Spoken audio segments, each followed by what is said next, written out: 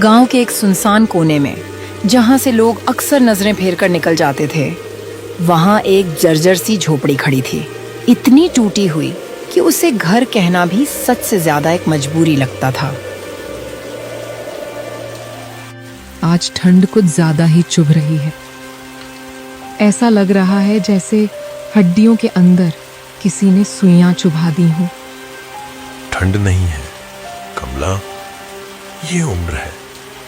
जब शरीर जवाब देना बंद कर देता है तो हर मौसम दुश्मन लगने लगता है। आज ठंड बहुत लग रही है और बारिश भी है कि रुकने का नाम ही नहीं ले रही। हाँ कमला, और हमने सुबह से कुछ खाया भी नहीं है। अगर बारिश थम जाए तो शायद कुछ इंतजाम हो पाए। हाँ, कभी सोचा नहीं था कि बुढ़ापे में मांगकर खाना पड़ेगा।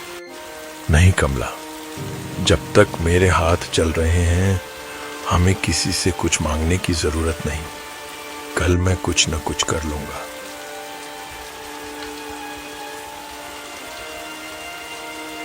बारिश की आवाज के बीच दोनों बिना कुछ खाए चुपचाप लेट जाते हैं।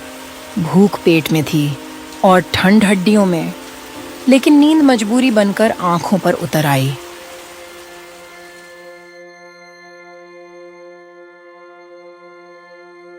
अगली सुबह हरिदास काम की तलाश में गांव की ओर निकल पड़ता है। बाहर ठंड अब भी वैसी ही थी, हवा तेज और हाथ सुन्न कर देने वाली।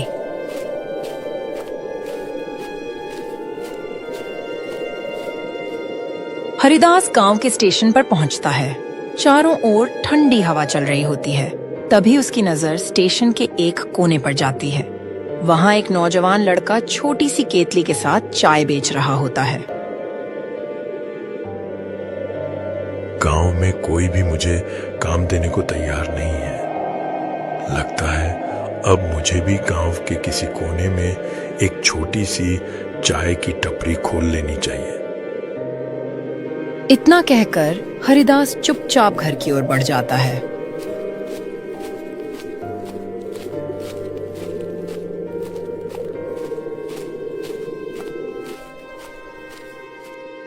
कमला, गांव में शायद अब कोई काम न मिले।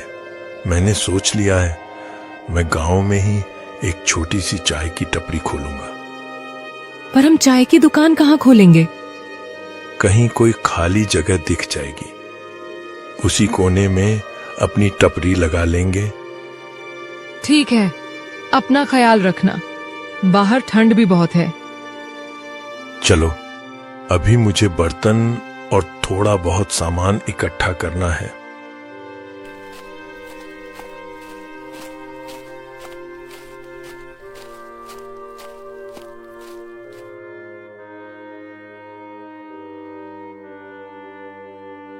अगले दिन हरिदास थोड़ा बहुत सामान जुटाकर चाय की एक छोटी सी दुकान खोल देता है।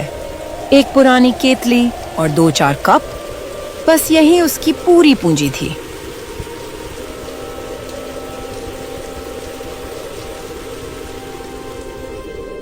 सुबह सुबह एक ऑटो वाला हरिदास की दुकान पर आकर रुकता है।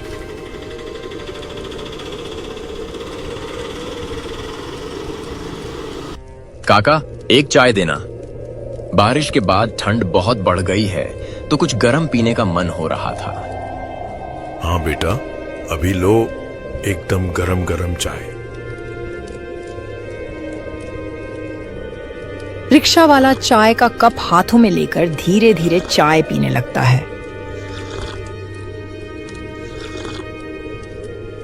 काका, चाय तो बहुत ही अच्छी थी। ठंड एकदम दूर हो गई। अब मैं चलता हूँ और सबको बताऊंगा कि आपकी चाय सच में कमाल है। धन्यवाद बेटा, फिर से चाय पीने आना।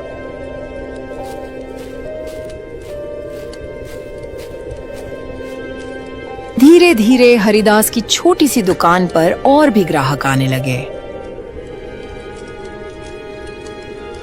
अरे काका, बहुत अच्छी चाय बनाई है आपने। सच में, ऐसी चाय तो बहुत दिनों बाद पी। हरिदास के चेहरे पर हल्की सी मुस्कान आ गई। काफी समय बाद उसे लगा कि उसकी मेहनत रंग ला रही है।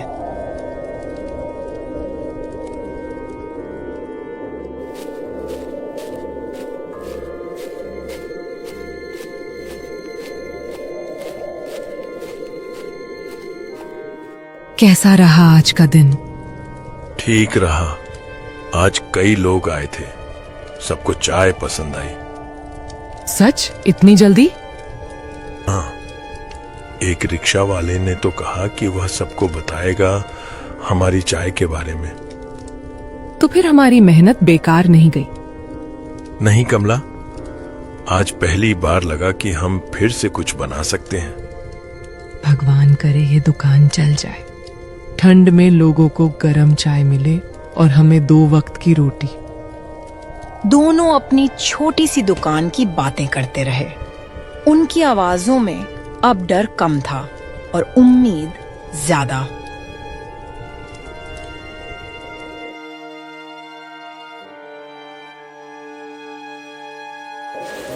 अगले दिन सुबह अचानक बहुत तेज बारिश शुरू हो गई। तेज बारिश और आंधी के बीच हरिदास की छोटी सी दुकान हवा के झोंकों में उड़ गई, जैसे किसी ने उसकी मेहनत को पल भर में छीन लिया हो।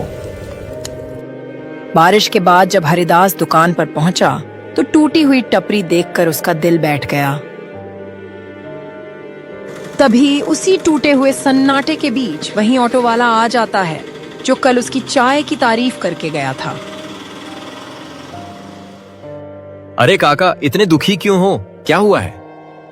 बेटा, क्या बताऊं, तेज हवा और बारिश के कारण मेरी दुकान टूट गई और साथ ही मेरी रोजी रोटी भी मुझसे छिन गई। अरे काका, चिंता मत कीजिए, मैं आपकी मदद करूंगा। हम मिलकर ये दुकान फिर से बना लेंगे। अरे बेटा, तुम्हारा बहुत बहुत धन्यवाद। मैं तुम्हें जानता भी नहीं, फिर भी तुम मेरी मदद कर रहे हो।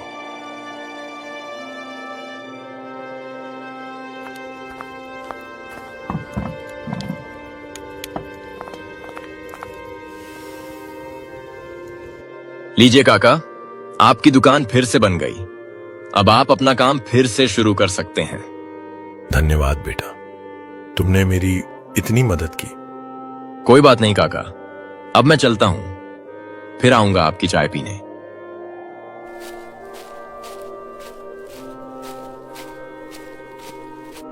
हरिदास काका की दुकान फिर से चलने लगती है।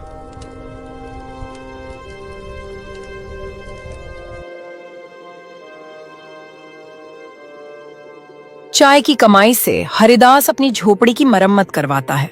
टपकती हुई छत पर वह नई तिरपाल लगाता है। कमला, अब छत से पानी नहीं टपकेगा। मैंने ऊपर तिरपाल डाल दी है। हाँ, अब बारिश और ठंड में घर गर्म रहेगा। और देखो, कुछ पैसे भी जमा हो गए हैं। इतने दिनों बाद लग रहा है कि हमारी जिंदगी फिर से पटरी पर आ रही है।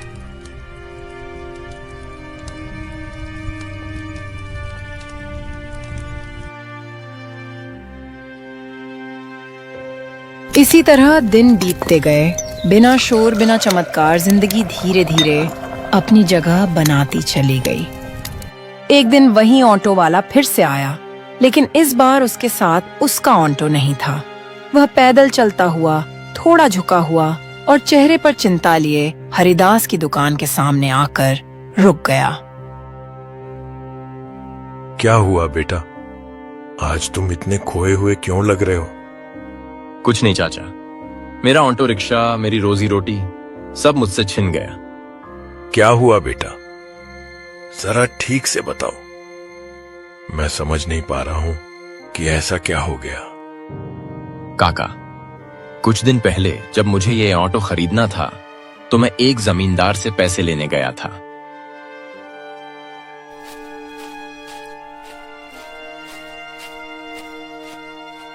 सेठ जी, मुझे कुछ पैसों की जरूरत थी।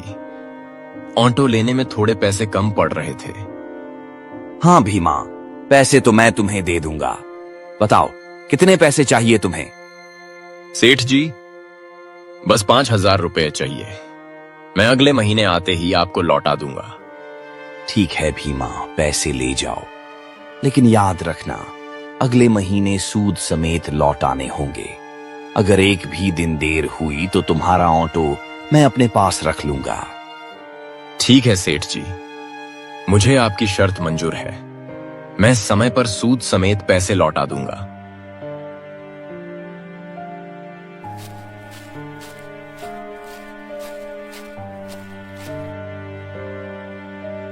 एक महीना बीत जाता है।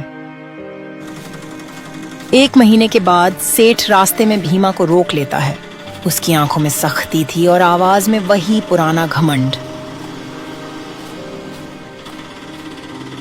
भीमा, मैंने कहा था ना कि 1 महीने बाद मुझे मेरे पैसे वापस कर देना। माफ कीजिए सेठ जी, किसी कारणवश मैं अभी पैसे नहीं दे पाया। बस कुछ दिनों का और समय दे दीजिए, मैं जरूर लौटा दूंगा। नहीं भीमा, अब कोई बहाना नहीं चलेगा। अब तुम्हें अपना ये रिक्शा मुझे देना ही होगा। जब तुम्हारे पास पैसे हो जाएं, तभी आकर इसे वापस ले जाना। पर सेठ जी, ये रिक्शा ही तो मेरी रोजी रोटी है। इसी से मेरा घर चलता है।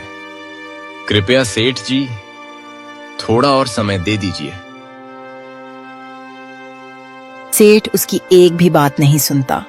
बिना किसी दया के वह भीमा का ऑटो रिक्शा अपने साथ ले जाता है।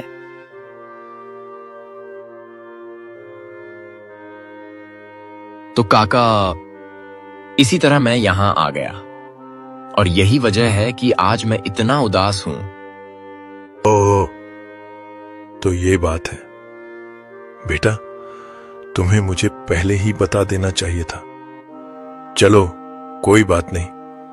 अब चलो मेरे साथ, हम उस सेठ के पास चलते हैं।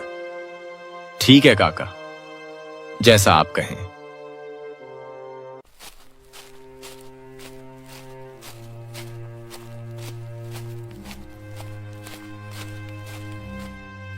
बोलो भीमा, कैसे आना हुआ?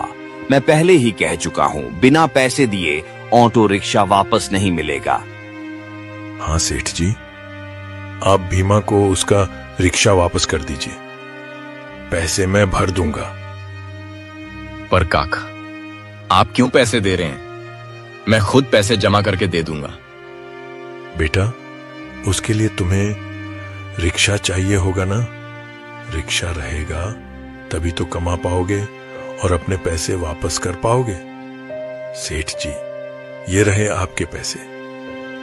अब कृपया भीमा का रिक्शा उसे वापस दे दीजिए। ठीक है भीमा, अब तुम अपना रिक्शा लेकर जा सकते हो। भीमा और काका सेठ के घर से अपना रिक्शा लेकर चुपचाप वहां से निकल जाते हैं। भीमा की आंखों में राहत थी और हरिदास के चेहरे पर संतोष की गहरी झलक। काका, आपका बहुत बहुत धन्यवाद। मैं आपके ये पैसे बहुत जल्द लौटा दूंगा। कोई बात नहीं बेटा, जब तुम्हारा मन करे तब लौटा देना। और फिर तुमने भी तो मेरी मदद की थी जब मेरे पास कुछ नहीं था। जिंदगी में असली अमीरी पैसों से नहीं, एक दूसरे का सहारा बनने से आती है। आज हरिदास ने भीमा को संभाला, कल कोई और किसी और को संभालेगा और इसी तरह इंसानियत जिंदा रहती है।